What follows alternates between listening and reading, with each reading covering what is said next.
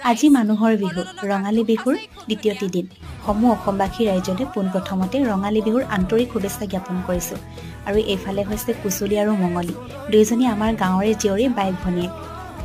যিহেতু বিহুৰ বতৰ সেয়েহে পুৱাই আমাৰ ঘৰৰ মানুহে কুচলি আৰু মঙলিক নিমন্ত্ৰণ জনালে বিহু খাবৰ কাৰণে আৰু এইফালে ধুনীয়াকৈ ধূপ চাকি জ্বলাই দক্ষিণা দি নীতি নিয়মেৰে তেওঁলোকক বিহু খোৱালে আৰু বহুতে আমাক সুধি থাকে যে হাতীকেইজনী তোমালোকৰ নেকি আচলতে হাতীকেইজনী আমাৰ নহয় আমাৰ ওচৰতে থকা ভিন্দহঁতৰ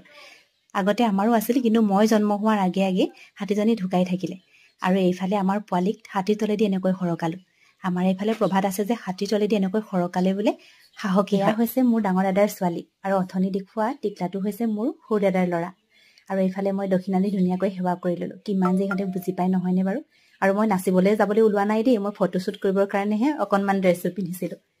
এনেকৈ দুজনীকে বিদায় দিলোঁ আজি তেন্তে আজিলৈ আহিছোঁ বাই